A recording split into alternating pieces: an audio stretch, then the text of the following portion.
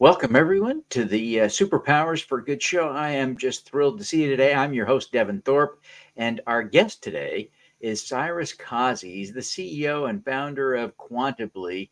I am just excited. Quantibly is doing impact data gathering for nonprofits, social enterprises, and corporate social responsibility departments. This is going to be an incredibly important conversation, so stick around. You don't want to miss it. Cyrus, welcome to the show. We're thrilled to have you. Hey, Devin, good to see you. Thank you so much for having me. Thank you for joining us. We're excited to have you. Tell us about Quantibly. I'm going to give you the marketing line for Quantibly. Quantibly is the first platform to operationalize, collect, and report impact data from nonprofits, NGOs, philanthropies, CSRs, basically the social impact ecosystem. Our platform standardizes a data collection and makes it in a presentable format so that all stakeholders can see the real impact of every dollar that we invest. That is, it's amazing work that you're doing. And it seems to me the system incorporates not only the impact data, but other aspects of data so that it's a holistic view of an organization. Is that right? Yes, that is accurate. One of the things that we realized early on when we were studying this sector is that it's not that not-for-profits and NGOs and social impact organizations are not doing the work. It's one, they have a technical capacity issue. They don't have the tools or the know-how to do this work, to collect and report the impact. And the second aspect is that there's this whole debate about what is impact and what data should I report. So in essence, what we have done is that putting in an impact framework on top of a platform and say, these are the best practices. This is how you can at least standardize your impact reporting for the stakeholders. That's what we've done. Yeah, it is so important. You have a long history of working in this impact space. Tell us a little bit about how you came to be here at Quantibly. That's an interesting question. So I've been working with nonprofits, NGOs, governments, philanthropies for 24, almost 25 years now. I got my first taste of how not-for-profits work and NGOs work in the developing world. And then during 9/11, right after 9/11, I was working with a lot of organizations in New York area that were trying to help support the communities that were affected directly and indirectly by the tragic events of 9/11.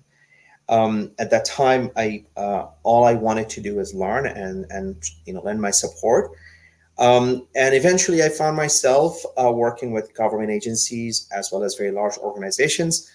And throughout my work, from different angle, one thing was absolutely evident that whether it's a small community-based organization or very large enterprise or foundation, impact data that is actually publicized is not verifiable. Most of the time, it's a feel-good story. And I know I'm being probably a little unkind to the whole impact community, but most of the time it is actually guesstimates.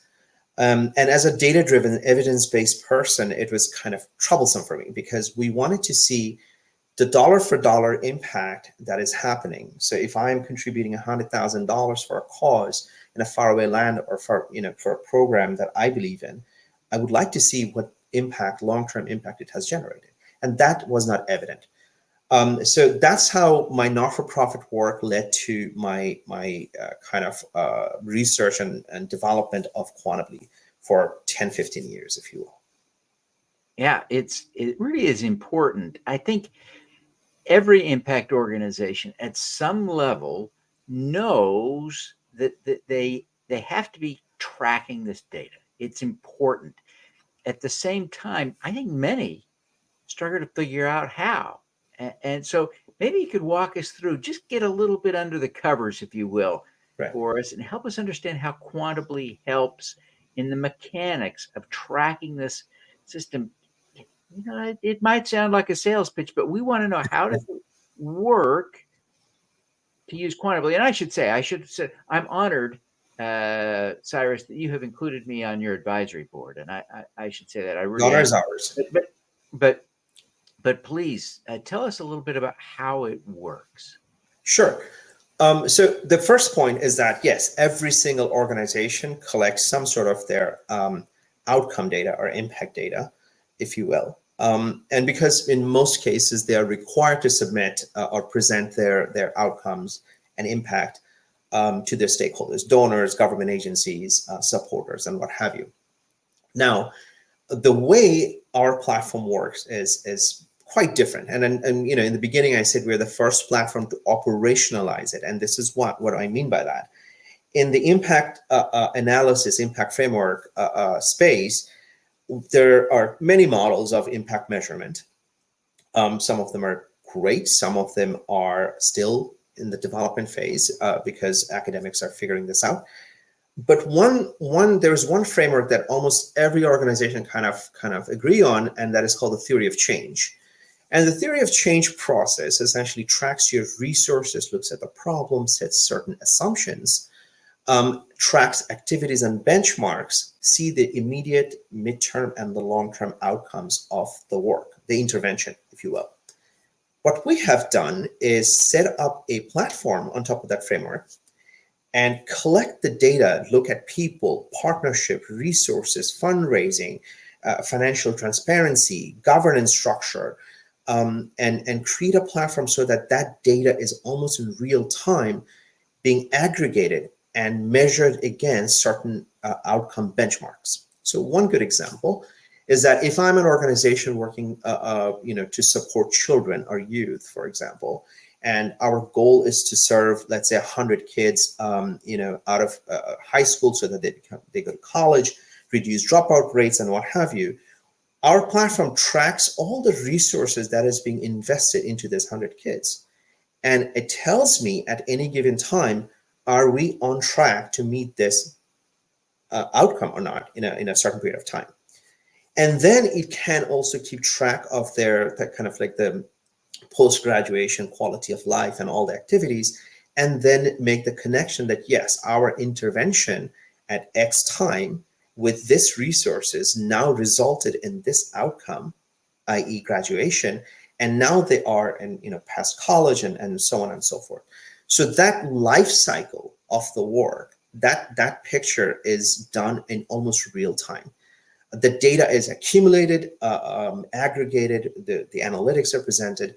The current practice that exists right now is that a lot of time organizations collect this data at the end of the year, end of 5-year cycle. They will somehow do some survey, try to do some sample data, hire some expensive consultants who will write a very nice report. And that is great. It works. But again, as I said, it's not verifiable. It's not helpful to plan.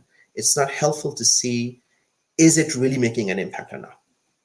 I hope that helps kind of give you a little picture under the So as you think about that data that you're trying to aggregate, the fundamental one of the fundamental challenges for an organization is that it doesn't have the data to input that you might want to have.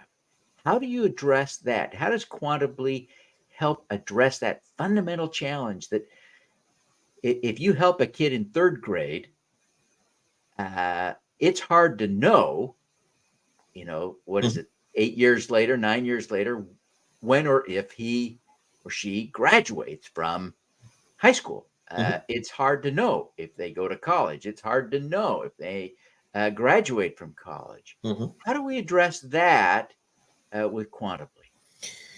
So the way I see it, there are a couple of parts of this question. One is the data entry part. So, in the early stages of our R&D, we realized that every organization that we spoke to, even, the smallest one, 3 or 4 people, they're all entering data in some shape or form, either in their email or in a spreadsheet or plain old paper. And, they are entering data. They're collecting that data.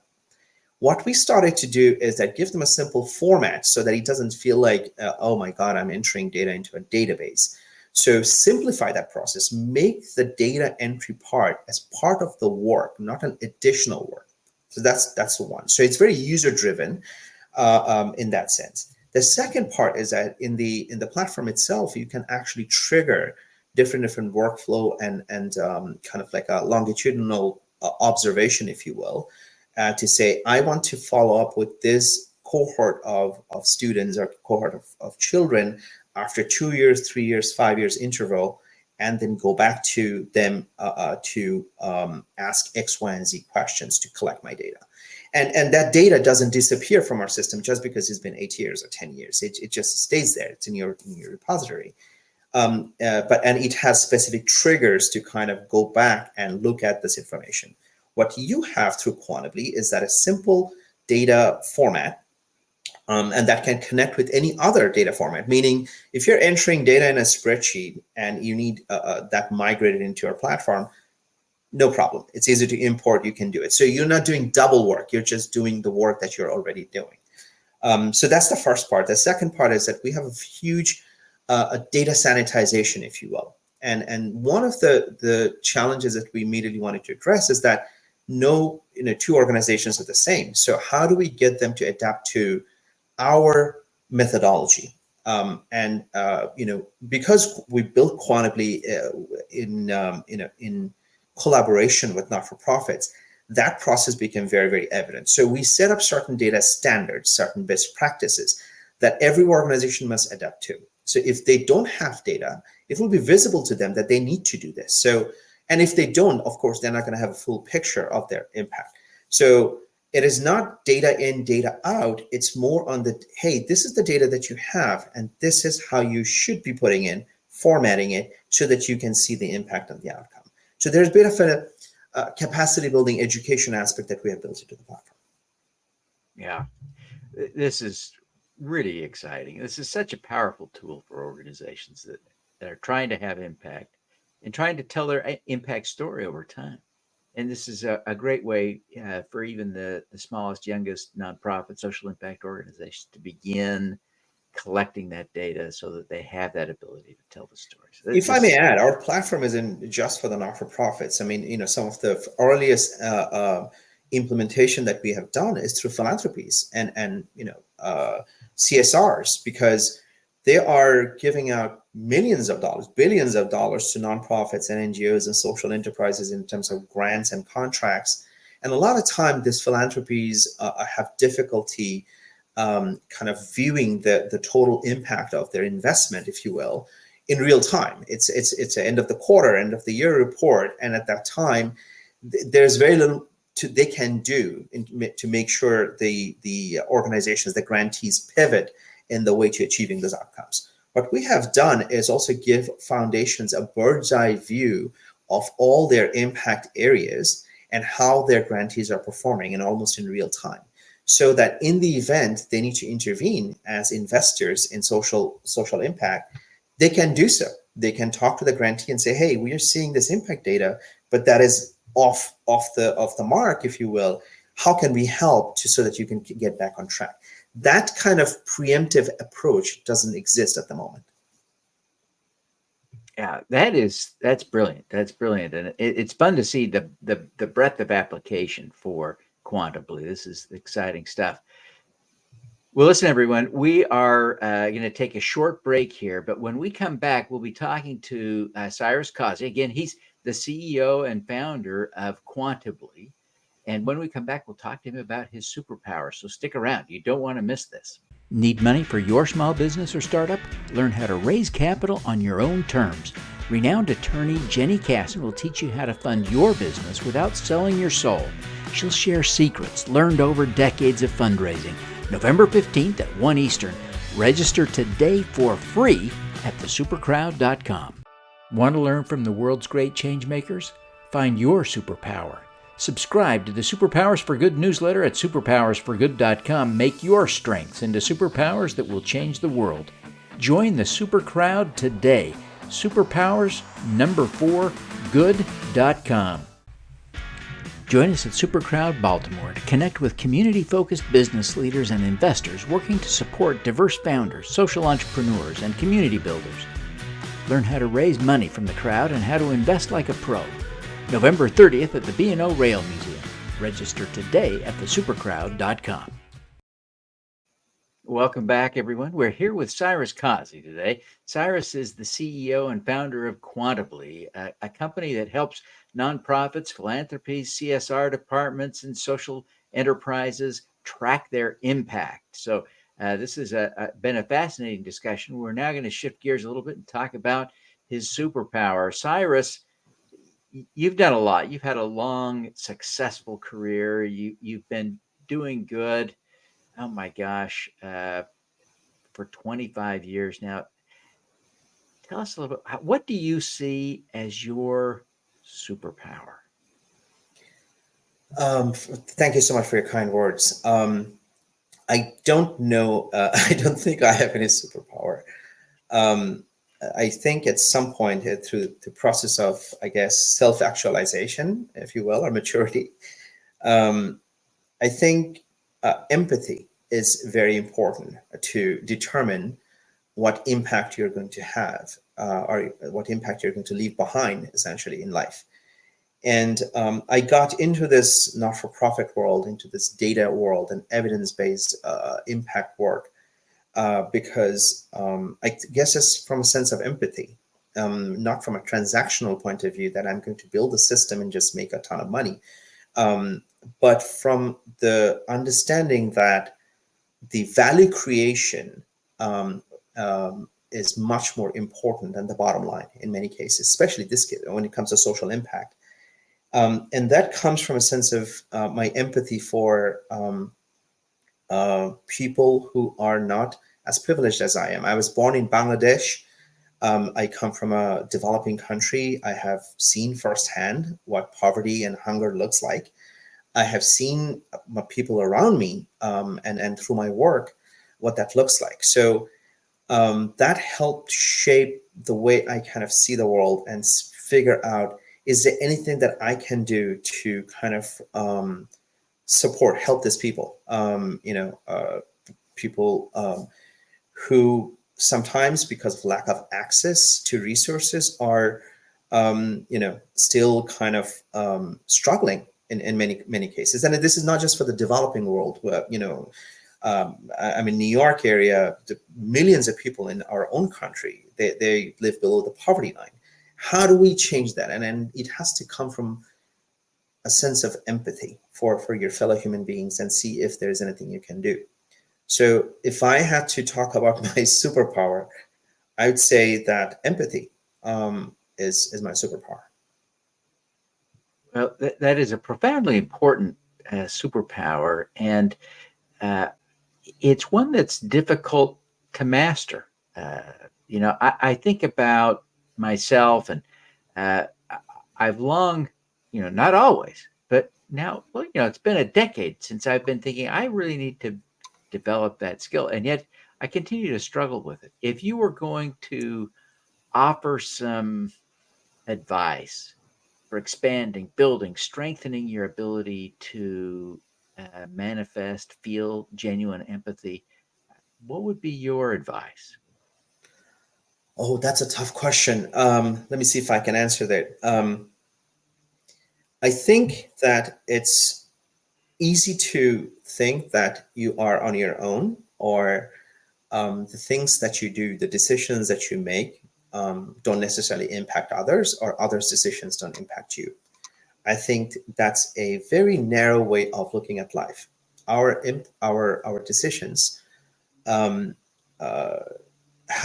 consequences for others as well as ourselves. And when you do that, when you start thinking about actions of consequences in a way, you start to realize that if you don't care about your fellow human being, then your actions will impact them and their actions will impact you. We don't survive. We don't live in an isolation, right?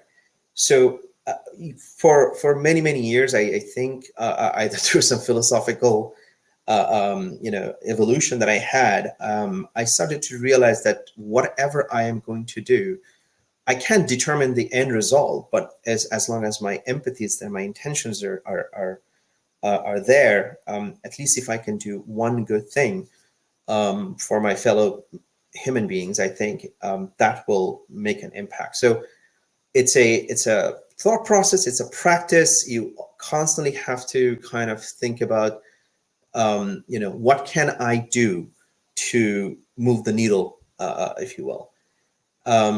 And I'm not saying that that I do it perfectly all the time. I'm far from it. I'm constantly struggling with it as well. But I don't necessarily think that I look at the world like I used to when I was much younger, and from a transactional point of view. I look at it as a value creation point of view. I think that helped me at least.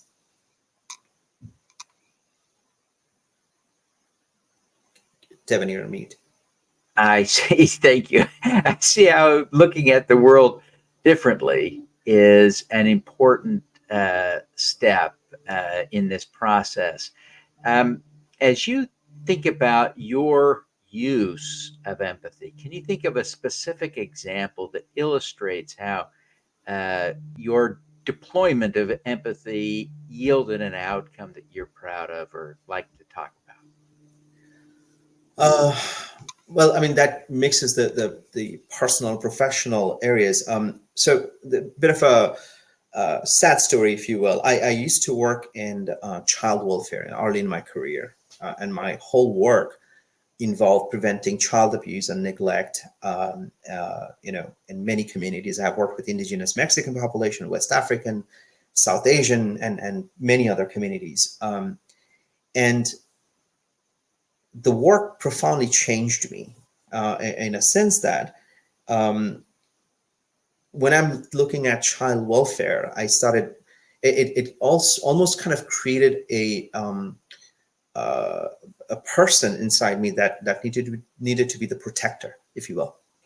And eventually, when I became a father, and I have two kids, that mentality to be a protector and care about other children hasn't gone away. And one of the reasons when we started building Quantibly, we actually wanted to build Quantibly primarily for child welfare organizations many years ago, so that they can use this data to protect children from abuse and neglect. So some of that kind of personal experience, professional experience, translated that into my personal life in terms of how I interact with my children and how I wanted to kind of build a company out of those learnings, if you will. So that's how I kind of shifted the quote unquote empathy towards this effort.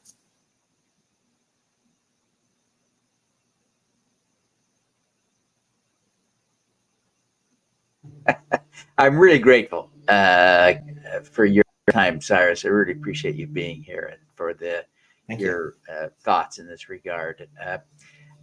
As we wrap up, I wonder if you would take just a minute and tell people how they can learn more about Quantibly and how they can connect with you via social media or otherwise. Sure. Quantibly is still a small company. We have, even though we have been building this for almost a decade, we actually went live last year.